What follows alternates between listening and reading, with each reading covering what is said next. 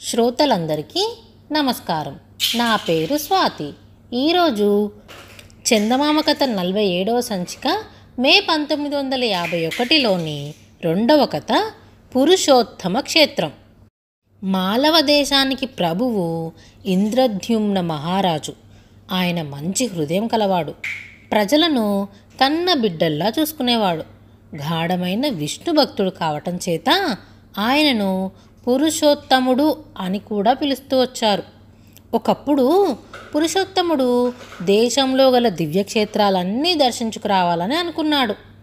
ఈ ఉద్దేశంతో ఆయన తన రాజ్యాన్ని మంత్రులకి అప్పగించి పురోహితుణ్ణి మాత్రం వెంటబెట్టుకొని బయలుదేరాడు.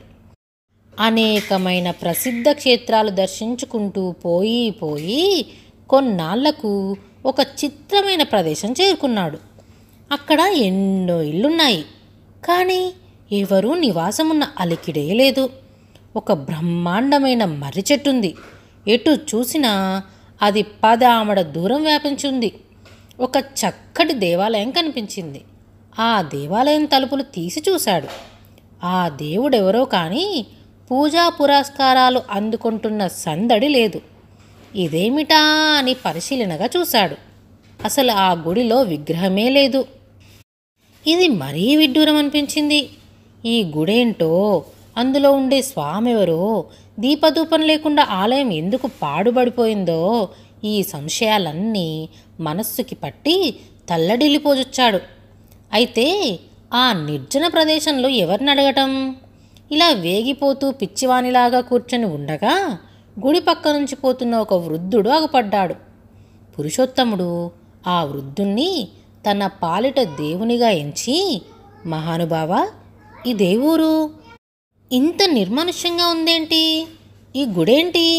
గుడిలో ఏ విగ్రహము లేకపోవడమేంటి? అంటూ ఆత్రంతో ప్రశ్నించాడు.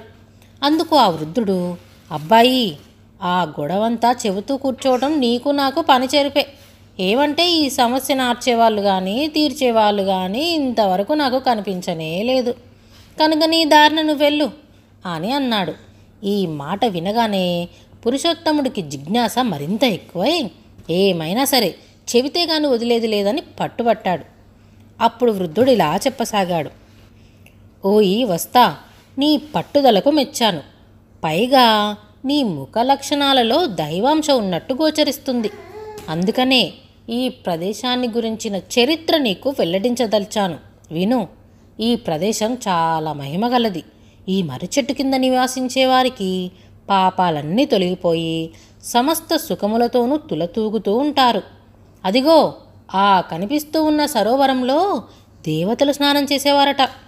ఎంతోమంది భక్తులకు కేవలము శ్రీ మహావిష్ణువే అందులో ప్రసన్నమైనాడట. ఉత్తర దిశ నాగుపడేది కేశవాలయం. ఈ కేశవుణ్ణి దర్శిస్తే స్వర్గమే లభించేదట.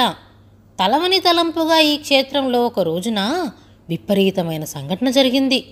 ఏమిటంటే, మామూలు ప్రకారం నేను గుడిలో కూర్చొనుండగా మైకం కమ్మి మేను వాల్చాను. ఒక స్వప్నం వచ్చింది. స్వప్నం అంటే కల.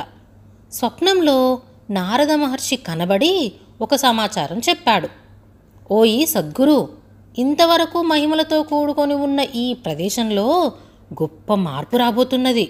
ఏమంటే, ఫలానా మర్రి చెట్టు కింద నివసించే ప్రజలందరికీ స్వర్గప్రాప్తి లభిస్తుందే, మరి వేరే నరకం ఎందుకు సృష్టించావయ్యా అని బ్రహ్మను ప్రశ్నించారట.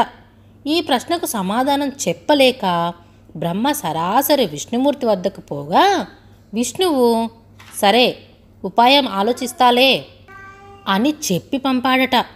నీవు భక్తుడవు కనుక ఈ రహస్యం వెల్లడించాను అనేసి నారదుడు మాయమయ్యాడు. వెంటనే ఊరివారికి నా స్వప్న కథ చెప్పాను. గుడిలోకి పోయి చూద్దాం కదా, కేశవుని విగ్రహం కానరాకపాయే. నారద మహర్షి వచ్చి నాకు కలలో చెప్పిన అంశం ఇలా ప్రత్యక్షంగా రుజువైనందుకు అందరూ ఆశ్చర్యపోయారు. ఆ మరునాడు మళ్ళీ నారదుడు నాకు కలలో సాక్షాత్కరించి, నారాయణ నారాయణ, సద్గురు, నీవు విచారించకు. మాధవుడు మళ్ళీ వచ్చి గుడిలో ప్రవేశించాలంటే ఒక్కటే మార్గం ఉంది. దేవుని యందు నిండు విశ్వాసమున్న ఎవరైనా తెల్లవారుజామున ఒంటి పాటుగా బయలుదేరి తూర్పు దిశగా చూస్తూ పోతూ ఉంటే ఈ సరోవరం ఒక బ్రహ్మాండమైన సముద్రంగా మారిపోతుంది. ఆకాశమంత ఎత్తున అలలు లేచి భయంకరమైన శబ్దం చేస్తూ ఉంటాయి. ఎంత మాత్రమూ చలించక ఆ అలలలోకి దూకాలి. మధ్యన ఒక గొప్ప రావి చెట్టు మునిగి ఉన్నట్టు కనిపిస్తుంది. ఆ చెట్టు కొమ్మలు నరికివేస్తే అప్పుడు పరమేశ్వరుడు ప్రత్యక్షమై కావలసిన కోరికలు నెరవేరుస్తాడు అని చెప్పి అంతర్హితుడయ్యాడు అని అన్నాడు. ఈ స్వప్న కథ విన్న పురుషోత్తమునికి మనసులో ఆరాటం మరీ ఎక్కువైంది. తాతగారు, ఇప్పుడే నేను బయలుదేరి వెళ్తున్నాను. ఎన్ని కష్టాలకైనా ఓర్చి విచిత్ర దైవమైన ఆ మాధవుణ్ణి ప్రసన్నం చేసుకుంటాను. ఆ స్వామి కటాక్షించి మళ్ళీ ఆలయంలో ప్రవేశించే వరకు నేను నిద్రాహారాల కోసం ఆపేక్షించను అని తన నిశ్చయాన్ని వెల్లడించాడు. ఇందుకు వృద్ధుడు, నాయనా, నీలాగే ఈ ఊరిలో చాలామంది ఉబలాటపడి ప్రయత్నాలు చేశారు. కానీ ఆ భయంకర దృశ్యాలకు తట్టుకోలేక మరలి వచ్చారు. నేనే వెళ్దామని అనుకున్నాను, కానీ వృద్ధాప్యం వల్ల పోలేకపోయాను. మరో విగ్రహమైనా ప్రతిష్ఠించుదామంటే ఎన్నిసార్లైనా ప్రతిష్ఠించిన విగ్రహం అదృశ్యమైపోతూనే వచ్చింది, కానీ నిలవలేదు. కనుక ఈ ప్రదేశంలో ఉండటం ఇక క్షేమం కాదు అని ఇల్లు వాకిళ్ళు విడిచి ప్రజలంతా మరొక చోటికి పోయారు. ఎన్ని విధాల వాళ్ళకి నచ్చజెప్పినా లాభం లేకపోయింది.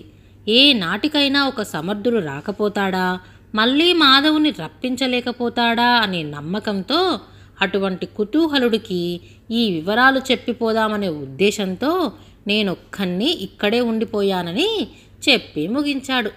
ఈ మాట విన్నదే పురుషోత్తముడు మరీ తొందరపడ్డాడు. అప్పుడు వృద్ధుడు ఒక గొడ్డలి తెచ్చి ఇచ్చి అతన్ని ఆశీర్వదించి పంపాడు. గొడ్డలి భుజాన వేసుకొని బయలుదేరాడు పురుషోత్తముడు. సరోవరము మాయమైంది. గొప్ప శబ్దం చేసుకుంటూ లెక్కలేని అలలతో సముద్రం కనబడింది.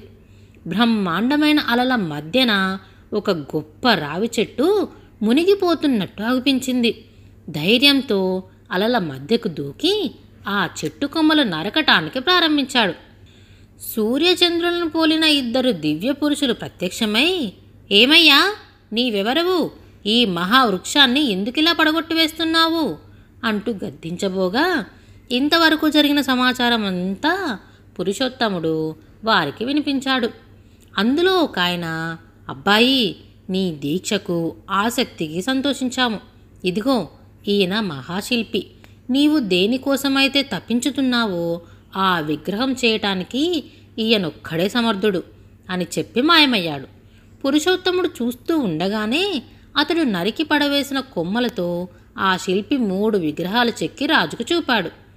భక్తాగ్రేసరా, ఇది శ్రీకృష్ణుని విగ్రహం, ఈయన బలరాముడు, ఈమె సుభద్రాదేవి అని చెప్పి అంతర్ధానమయ్యాడు. పురుషోత్తముడు ఆ విగ్రహాలకి సాగిలబడి వేడుకునేసరికి అందులో కృష్ణ విగ్రహం నిజరూపంతో ప్రసన్నమై, ఇంద్రద్యుమ్న, నీ పట్టుదలకు మెచ్చాను. ఈ క్షేత్రం నీ పేరనే శాశ్వతంగా ఉండిపోతుంది. ఈ మర్రి చెట్టుకి నైరుతి భాగాన ఉండే మండపం దగ్గర నన్ను ఆవాహనం చేసి ఆషాఢమాస శుక్లపక్షంలో పంచమి తిథి మకా నక్షత్రమందు ప్రారంభించి 7 రోజులు దీక్షగా పూజించిన వారికి పునర్జన్మ లేదు. నీవు 10,900 ఏళ్ళు పాలించి తరువాత పరమపదం చేరుకోగలవు అని చెప్పి అదృశ్యుడైనాడు. ఇంద్రద్యుమ్నుడు అతి వేగంతో ఆ 3 విగ్రహాలను తీసుకుపోయి గుడిలో ప్రతిష్ఠించాడు.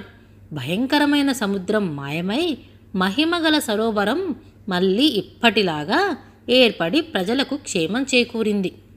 అప్పటి నుంచి ఆ పురుషోత్తమ క్షేత్రం మన దివ్యక్షేత్రాల్లో ఒకటై ఉంది.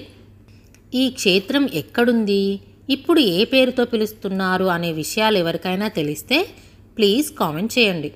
ఈ కథ రాసిన వారు చిట్టిబాబు పరశువాకం. ఇలాంటి మరెన్నో కథలు వినాలంటే ఈ ఛానల్ని సబ్స్క్రైబ్ చేసుకోండి.